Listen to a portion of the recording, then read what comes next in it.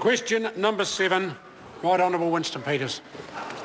This question's of the Prime Minister. Does he stand by his statements in regards to the book Dirty Politics that, and I quote him, they're based on one perspective and probably a bit out of context and with a whole bunch of assumptions that aren't correct, either incorrect or are made up and now can't be backed up, end of quotes. Right Honourable Prime Minister. See, yes, that statement is absolutely correct, as demonstrated by the fact that the book made the assumption that my office directed the SIS. They did not. The book made claims about Judith Collins. They were incorrect. The book made claims about Rodney Hyde. They were incorrect. There was a whole wide range of assumptions made in that book based off stolen politics that was just simply wrong and incorrect.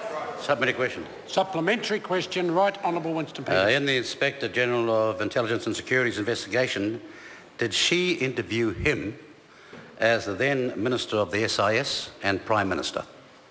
Right Honourable Prime Minister. Mr Speaker, she did not, and she makes it quite clear in paragraph 222 of the report that, quote, if it had been necessary, she would have sought my appearance before the inquiry. She didn't do it because despite all the claims made by Mr Goff, he made them on nationwide television and on every radio station that would listen, weeks before an election with an attempt to skew the scrum. They were all wrong. I was out of the country. I have not handled an OIA request in the entire time I've been Prime Minister. Phil Goff should apologise and say sorry. Order.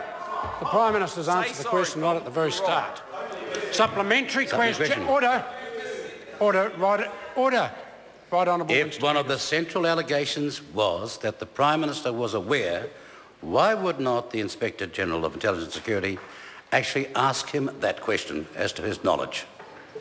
Speaker, because she makes it quite clear in the report. She went through all of the source documents and could see I played absolutely no part other than a phone call on the 22nd of July. That's exactly right, and I can tell the member about the phone call. In the phone call I said, I see in the paper that Mr Goff has said he wasn't briefed. I said to Dr Tucker, that is surprising because you told me, Mr Tucker, or Dr Tucker, that actually you did brief Mr Goff. He said, yes, I did brief him, and I said, I am going on Q&A, I'm doing a pre-record in Washington, and I intend to say that, and he told me that was totally and utterly fine.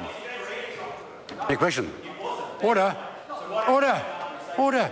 Order. Supplementary question, the right honour. Order. Supplementary question, right Honourable Winston Peters. If one of the central allegations is not as to the Prime Minister's role or part, but as to his knowledge, why would she have not asked him whether he had any knowledge at all? Not his role or his part, but whether he, as Prime Minister and head of the SIS, had knowledge. Right Honourable Prime Minister. Mr Speaker, I had no knowledge of these matters other than the phone call I had on the 22nd. That's not contested by anyone. And the reason the member asked that question is the same reason that Phil Goff leaked the report. Order. None of you can find anything that Member actually... Prime Minister will resume his seat. Supplementary question. Oh, yes, you do. Order. Order. Order. Order. A conversation you can have after question time if you so desire. Supplementary question. Right Honourable Winston. Why has he argued that his staff were not involved in a smear campaign when the Inspector General of Intelligence and Security has confirmed that they were? Right Honourable Prime Minister. Mr Speaker, my staff were not involved in the smear campaign. My staff responded to an OIA. But Mr Speaker, here's a very interesting fact. Mr Goff has now said no one saw a copy of the report, but that doesn't mean he didn't talk to them about what's in the report. At least it's... Order! The Prime Minister's answered the question. Point of order. Grant Robertson. Mr Speaker, I want you to clarify your earlier statement to the Prime Minister about what material he should add at the end of answers, because he has consistently done it on every single question in defiance of your instruction. Order. I accept this point. The Prime Minister has considered to add to the end of his answers comments that will not help the order of the House. I have consistently sat the Prime Minister down. I shouldn't have to do so. The Prime Minister should accept my ruling and simply answer the questions that are asked. Supplementary question, Dr. Megan Woods. Did his staff member Jason Eade dictate the OIA request to Cameron Slater? Right Honourable Prime Minister. Mr Speaker, I have no knowledge of that, but not as far as I can see. from the public statements that Mr Slater made on Radio Live today. Supplementary question. Supplementary question, Dr Megan Woods. Did he or his Chief of Staff discuss with Jason Eade the circumstances that led to the filing of Cameron Slater's OIA request in 2011? If not, why not? Mr. Right Honourable Prime Minister. No. Order. Order. Supplementary question. Right Honourable Winston Peters. Given that Mr de Jure and Mr Eade of his office are said in the report to have, quotes, treated information that they were given as available for release for political purposes unless they had been advised otherwise, end of quotes, can you assure this House that the security services have not been used for political purposes on occasions other than this? Right Honourable Prime Minister. Yes, and they weren't on any other occasion either. Supplementary question. Supplementary question, Right Honourable Winston Peters. Is he expecting the public to believe that his staff got information seriously damaging to the then Leader of the Opposition and yet didn't tell him as their boss? Right Honourable Prime Minister. Mr Speaker, yes, amongst a whole bunch of things I was on holiday at the time, but Mr Speaker, it's worth remembering because all of this is forgotten, that actually Mr Goff made some statements that I believed to be wrong. They were based on the information given to me by Dr Tucker. I sought to make sure I was right, and then I corrected those statements on Q&A. That is why a whole bunch of people put in requests for information.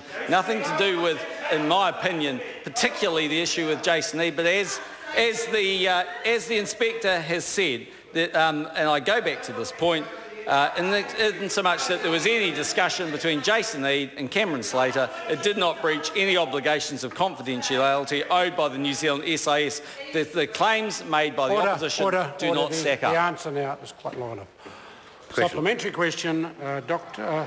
Right Honourable Winston Peters. Does the Prime Minister not admit it is rather strange that when it comes to the SIS, for which he was the then Minister responsible, the GCSB, that he was at the then time responsible, or the Helensville raid when a cast of thousands knew but he didn't know, that this defence, I was not told, is starting to run very, very thin? Right Honourable Prime Minister. Mr Speaker, the member may not like the truth, but that's the truth. And I actually fondly remember being in this House prior to the 2008 election when the Right Honourable Winston Peters was Minister of Foreign Affairs, and I think he missed it in the Air New Zealand dropping some people in Afghanistan or something, and quote unquote he hadn't read the papers. Point of order, Speaker. Yeah. Order. Point of order, Speaker. It is a point. Well, I'm certainly hoping that it's a genuine. Well, sir, it certainly is, because you have, of your own volition, got up and asked the Prime Minister to stick to the facts, and he did it. He ignored you constantly for the whole time. But here's the real point. I want the Prime Minister to table that because he's talking drivel. Order. I'll hear from the Prime Minister. Yes, I accept I'm wrong. It was Iraq. Order.